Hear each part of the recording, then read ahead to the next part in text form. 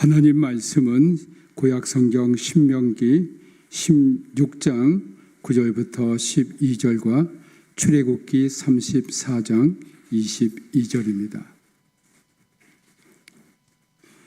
제가 가진 구약성경 287페이지가 되겠습니다. 신명기 16장 9절부터 12절입니다. 한 절씩 교독하시겠습니다.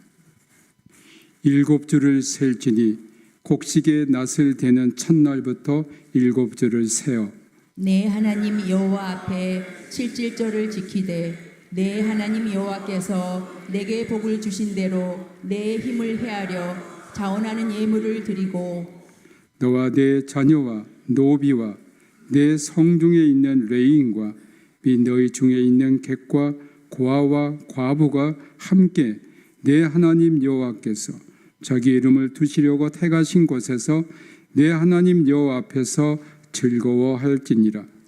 너는 애굽에서 종되었던 것을 기억하고 이 규례를 지켜 행할지니라. 네, 아멘. 출애굽기 34장 22절입니다. 출애굽기 34장 22절. 우리 다 한 목소리로 함께 읽겠습니다. 77절 곧 맥주의 초실절을 지키고 새말에는 수장절을 지키라. 아멘. 말씀을 듣기 전에 잠시 묵상으로 기도하겠습니다. 하나님 아버지 감사합니다. 이 시간 이곳에 성령님 임재하여 주시고 우리 모든 심령 위에 성령으로 기름 부어 주옵소서. 우리의 마음의 문이 성령님의 강력하신 지배 아래 열리게 하시고 순종하게 하시고 우리의 영의 귀가 뚫리고 영의 눈이 떠져서 주님의 음성을 듣고 주님을 보는 시간 되게 하옵소서. 우리 마음에 성령님 들어와 주옵소서. 예수님 이름으로 기도합니다. 아멘. 출애굽기 23장 14절부터 19절과 신명기 16장 1절부터 17절에는 이스라엘 백성이 지켜야 할 세 가지 절기에 관한 말씀이 나옵니다. 유월절이라고도 하는 무교절, 이때는 누룩이 없는 떡을 먹습니다. 맥주절이라고도 하는 칠칠절 또는 초막절, 초실절이라고도 합니다. 그리고 수장절이라고도 하는 초막절입니다.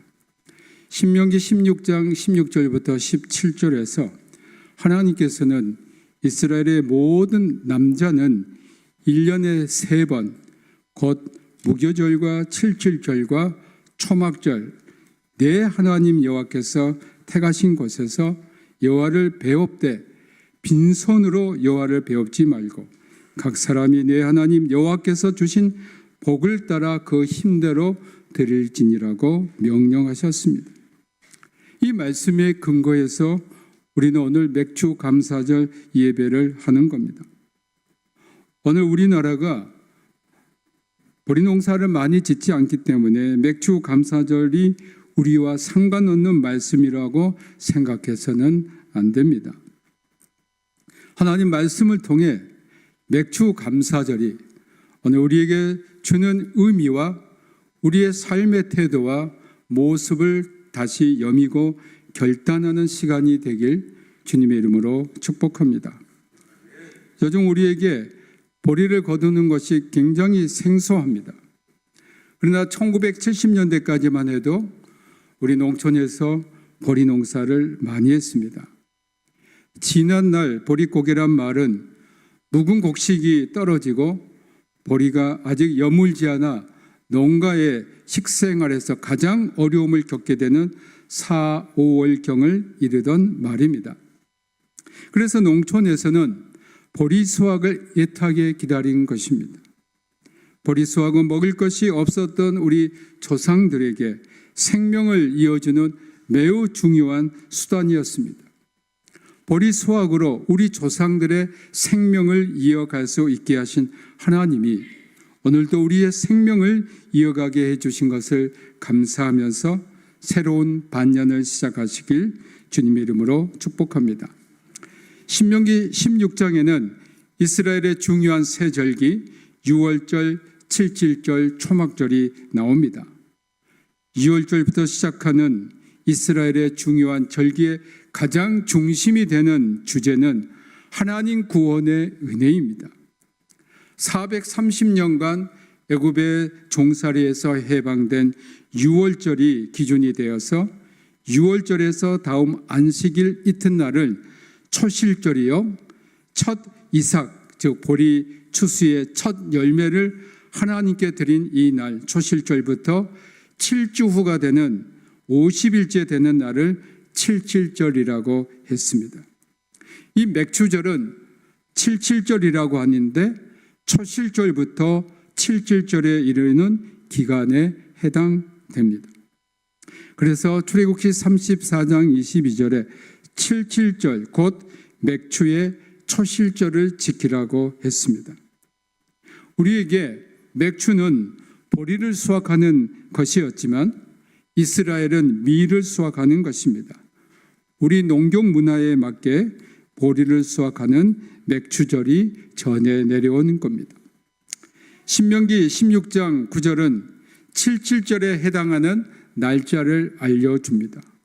7주를 셀지니 곡식의 낫을 대는 첫날부터 7주를 세어라고 말합니다.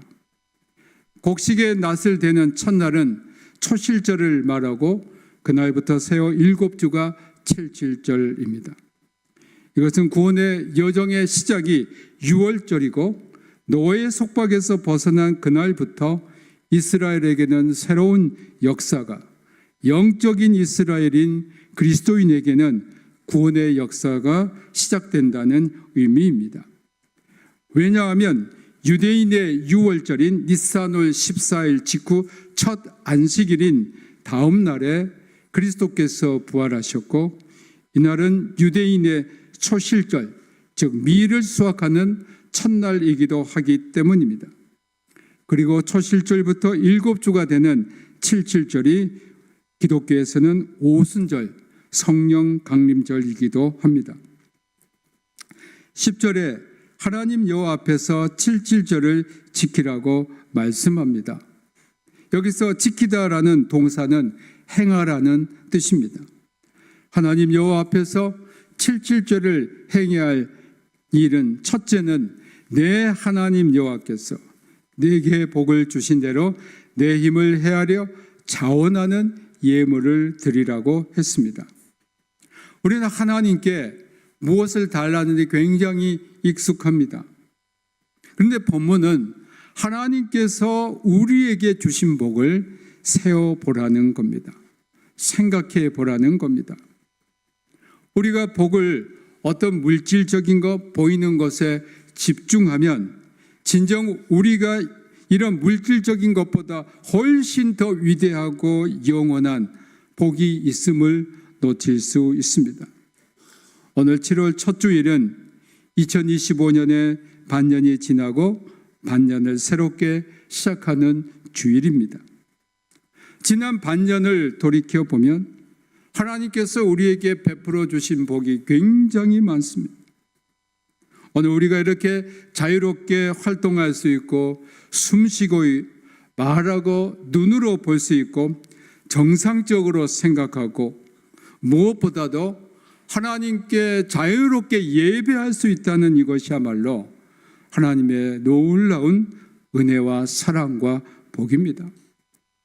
세상에 많은 나라가 있지만 이렇게 자유롭게 하나님을 예배할 수 있는 나라가 아주 많지는 않습니다. 얼마나 큰 은혜입니까? 북한에 있는 우리 동포들, 예수 믿는 우리 그리스도인들은 목숨을 담보하고 하나님 앞에 예배하고 있습니다. 그들에 비하면 우리는 너무 자유롭고 너무 하나님의 은혜를 크게 받았습니다. 제가 군대에서, 지금은 군대가 굉장히 자유롭습니다만 제가 군대 갔을 때만 해도 교회 다니는 게 굉장히 어려웠습니다. 주일에 쫄병이 교회 간다는 것은 이것은 이해를 하지 못했습니다. 그래서 주일날 기독교 환자 나오라고 합니다. 기독교 신자라고 하고 기독교 환자 나오라고 그래요. 그래서 나가면 처음에는 이 쫄병이 군대 가니까 교회 가니까 시로 갔는 줄 알고 꼭 주일날 또 작업을 합니다. 처음에는 많이 맞았습니다. 근데 제가 군대 가기 전에 그런 말을 들었습니다. 2달만 참으면 된다. 근데 정말 2달 참으니까 교회에 자유롭게 갈 수 있더라고요. 근데 제가 깨달은 게 있습니다. 야, 육군 병장만큼 하나님을 무서워해도 되겠구나. 정말 그때 교회를 자유롭게 갈 수 있다는 그 기쁨과 감사가 얼마나 놀라운지.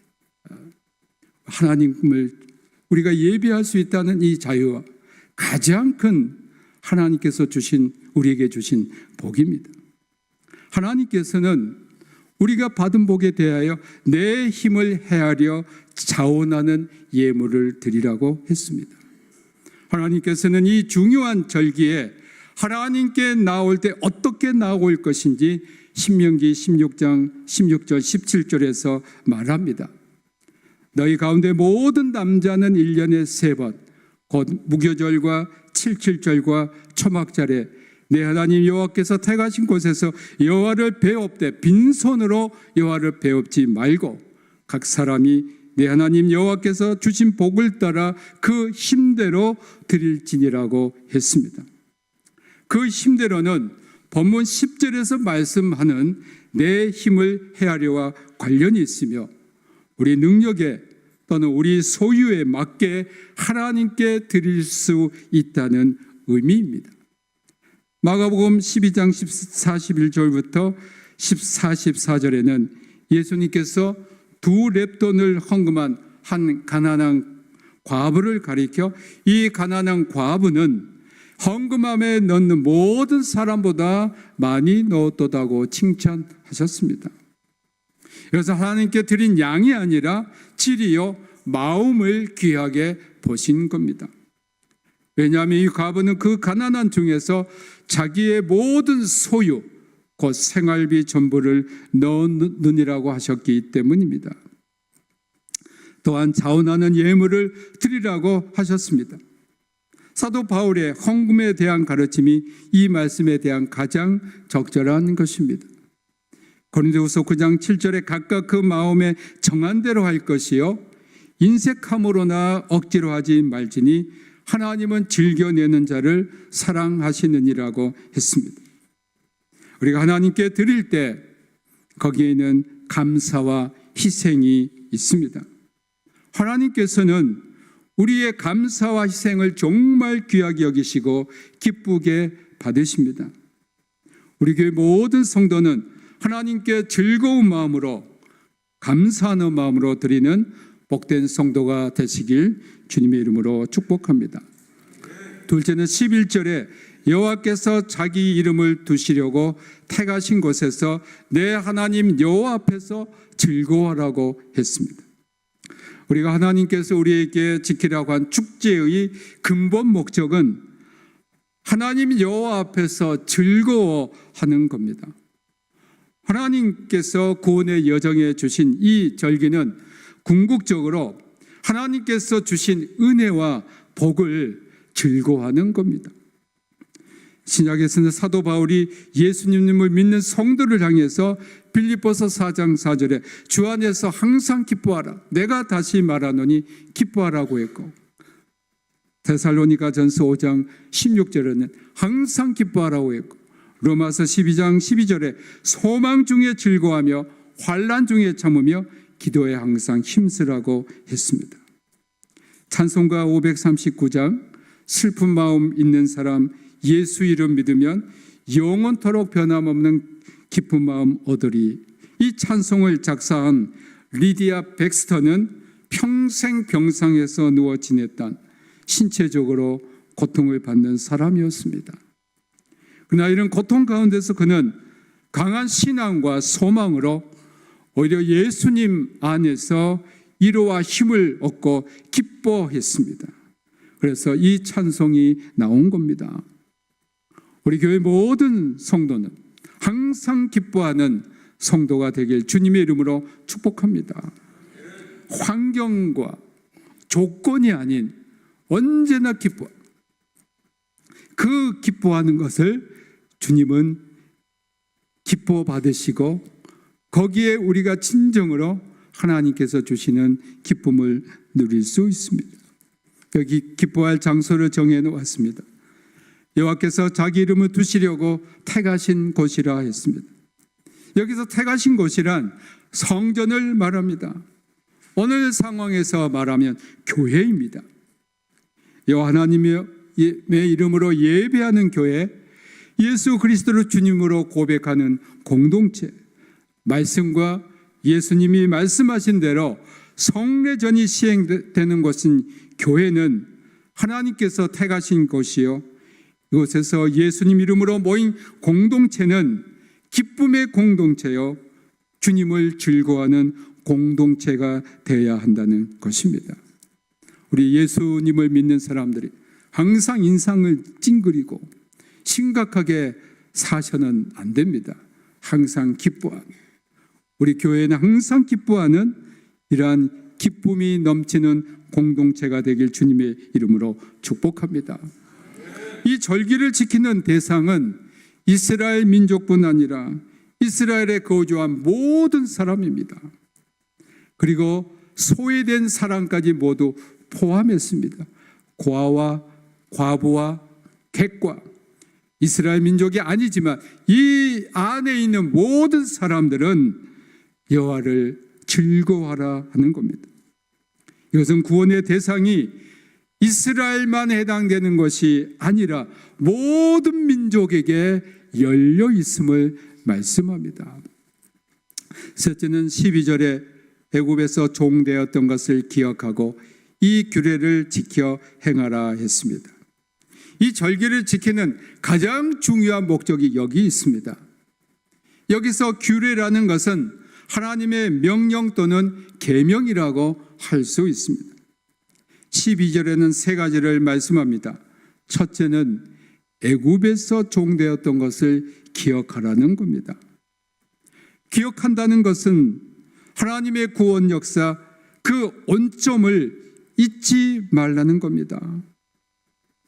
애굽에서 종되었던 것은 이들에게 아픈 역사이고 큰 상처입니다.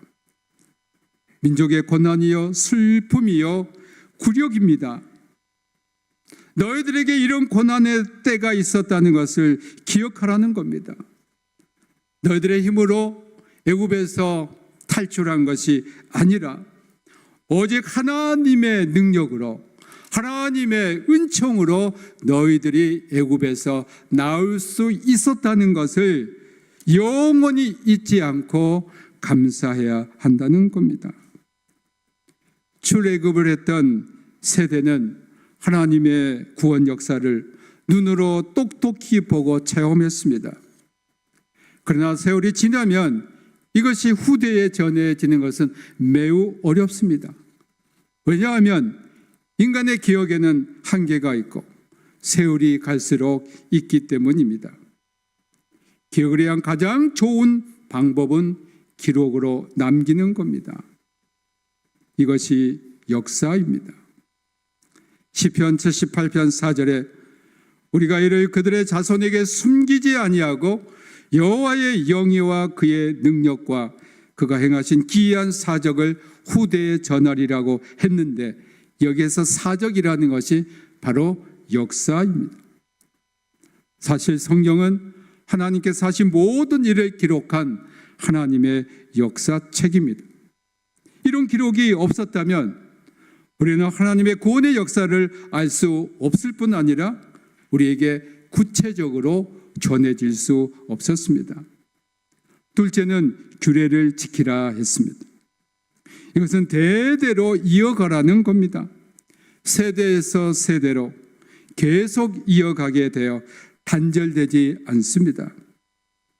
아무리 중요하고 의미 있는 일이라도 지속한다는 것은 매우 어렵습니다.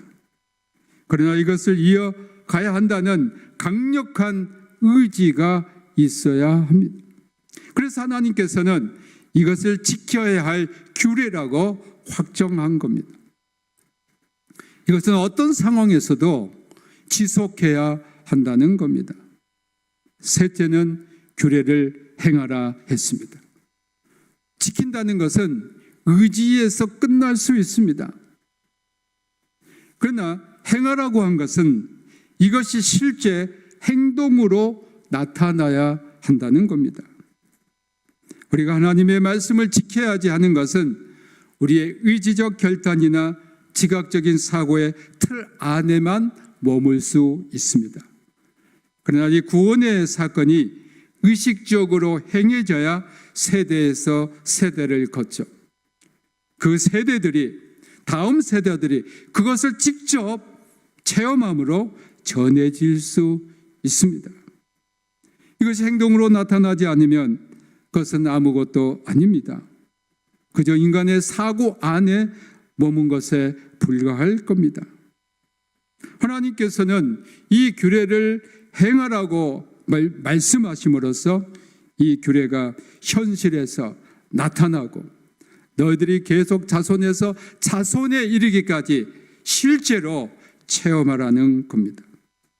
오늘 맥주 감사절을 맞이해서 이것이 단순히 이스라엘 민족의 구원의 역사의 가정에 해당되는 것이 아니라 가정의 그런 것으로 우리가 그쳐서는 안 됩니다. 이스라엘 민족이 이러한 절기는 기독교의 구원 사건의 예표라고 할 수 있습니다. 제 종이 되고 구원받지 못한 죄악 세상과 같은 애굽에 있는 우리를 예수 그리스도의 십자가 은총과 부활로 구원받아 우리를 가나안 땅에 들어가기 위한 우리는 구원의 여정에 있게 되었습니다. 이 구원의 여정에서 우리는 성령 강림절의 예표인 77절 또는 맥주절을 맞이하게 되었습니다. 새로 시작되는 2025년 반년의 출발점에서 우리가 맥주 감사절을 맞이해서 다시 우리 신앙을 점검하고 구원의 은혜를 베풀어 주신 하나님께 진심으로 감사하고 남은 반년을 예수 그리스도의 은혜와 성령님의 기름 부으심과 인도하심으로 승리하시는 우리 교회 모든 성도가 되시길 주님의 이름으로 축복합니다. 모든 지각에 뛰어난 하나님의 평강이 그리스도 예수 안에서 너희 마음과 생각을 지키시리라. 아멘. 예수 그리스도의 은혜와 아버지 하나님 크신 사랑하심과 성령님의 감화 감동하심이 이제 주님 앞에 감사하며 살겠나이다. 주님의 은혜에 감사하며 아버지 하나님 앞에 우리의 힘을 다하여 바치겠나이다. 우리의 앞날을 주님이 인도하심을 믿고 믿음으로 나아가겠나이다. 주 앞에서 즐거워하며 감사하겠나이다 하는 다짐과 결단을 한 여기에 모인 모든 주님의 자녀와 그들의 가족과 권속과 평택대학교회와 피아성 기념학원, 평택대학교, 이 나라와 이 민족 위에 우리 가운데 고통 중에 병 중에 어려움을 당하는 우리 모든 형제 자매들과 이웃들에게 북한에서 고난당하는 우리의 형제 자매들에게 지금부터 영원토록 함께하기를 축원하옵나이다. 아멘.